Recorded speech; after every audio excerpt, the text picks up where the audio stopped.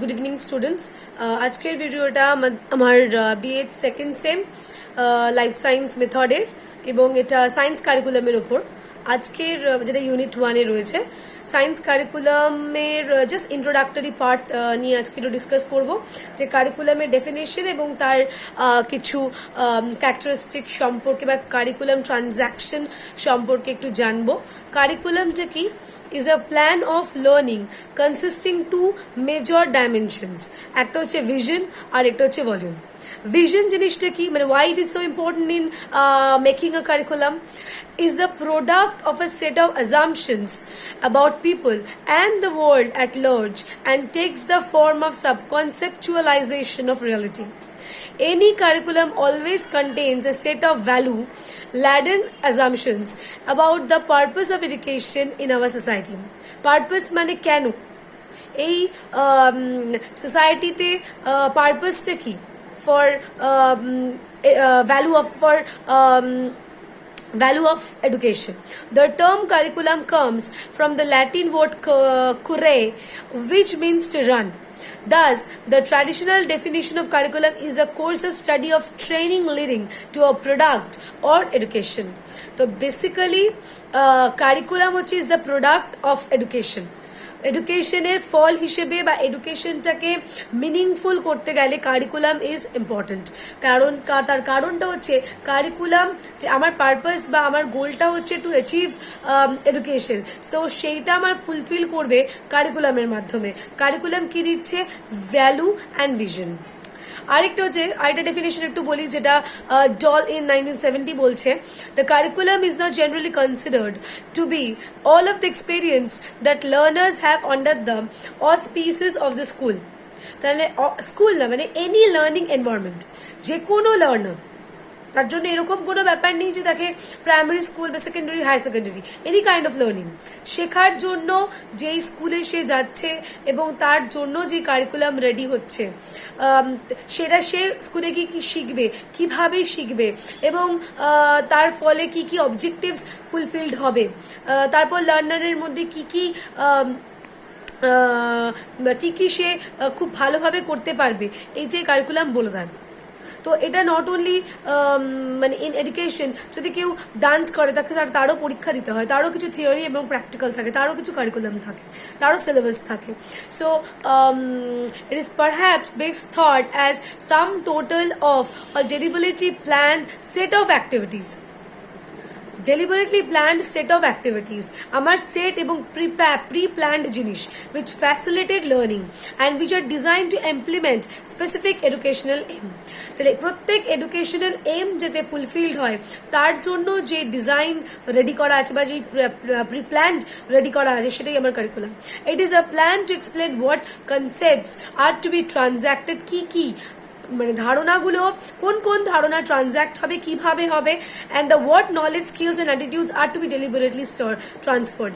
এবং স্কিলসগুলো কি, কোন কোন নলেজ, কি অ্যাটিটিউড সে বিল্ড আপ করবে, পুরো কারিকুলামের মধ্যে দিয়ে একটা সাবজেক্টকে টোটালি হরিজন্টালি ভার্টিক্যালি সবভাবে ডিফাইন করে দেওয়া হয় এবং ওই অ্যাকর্ডিং টিচার তার রোল প্লে করে এবং স্টুডেন্ট কিন্তু ইজিলি সেটাকে grasp করতে, মানে easy to grasp those knowledge that's the teachers are trying to say through মানে by using but through that curriculum. আচ্ছা, মেনলি এর ক্যারেক্টারিস্টিক্স কীরকম, মানে it is concern with mainly আমি তো বললাম যে it include statements of criteria of for selection of content and choice of methods for transaction. তাহলে এখানে কিছু জিনিস, কিছু প্যারামিটার আছে, যে প্যারামিটারগুলোকে ফলো করে কিন্তু কন্টেন্ট রেডি করা হয়, সেই প্যারামিটারকে ফলো করে কিন্তু স্ট্র্যাটেজিগুলোকে ডিফাইন করা হয়, যে এই পার্টিকুলার পোর্শনটা পড়ানোর জন্য বা এই পার্টিকুলার সেট অফ থিংসকে পড়ানোর জন্য কোন কোন স্ট্র্যাটেজি ইউজ করা যেতে পারে। সেখানে অনেক অপশনস থাকে, তার মধ্যে টিচারকে তার লার্নিং এনভায়রনমেন্ট ওয়াইজ বেস্ট স্ট্র্যাটেজিটাকে বেছে নিতে হয় এবং কোনটা বেস্ট হবে সেটা তোমরা অলরেডি লার্নিং ডিজাইন বা লেসন প্ল্যান করে দেখছো যে ফিডব্যাকের উপর, যে ফিডব্যাকসগুলো those are coming from the students, সেটাই তোমায় ডিসাইড করবে যে তোমার plan is appropriate or not. But the general objectives of education at a particular stage or class, কি parameter, subject wise learning objectives and content. course of studies and time allocation, teaching learning experiences, teaching learning aids and materials, evaluation of learning and feedback to learners. এই প্যারামিটার্সগুলো কিন্তু পুরোপুরিভাবে explain করে দেওয়া হয় কারিকুলামে, এবং সেটাকে follow এই বিষয়গুলোকে ফলো করেই কিন্তু একটা কারিকুলাম রেডি হয়, এবং সেই প্ল্যান অ্যাকর্ডিং কিন্তু টিচার্স তার রোল প্লে করেন. So basically as a whole, we can say that curriculum is a plan to develop capabilities that are likely to achieve the chosen aims. তো যেই M জন্য দেখবে যে লেসন প্ল্যান বা learning design করার জন্যই আগে আমাকে ইনস্ট্রাকশনাল অবজেক্টিভস রেডি করতে হচ্ছে. তো আগেই আমি জানি যে কন্টেন্টটা করার পর স্টুডেন্টরা কি করতে পারবে, তো যেগুলো চোজেন এইমস সেইটা যাতে ফুলফিলড হয় বা সেটা যাতে ইমপ্লিমেন্ট হয়, সেটাই একটা সাকসেসফুল কারিকুলাম ডিসাইড করে. The curriculum should provide experiences that build the knowledge and provide capabilities of thinking rationally, to understand the world through various disciplinaries, factors, aesthetic appreciation, sensitivity towards others to work and to participate in economic process.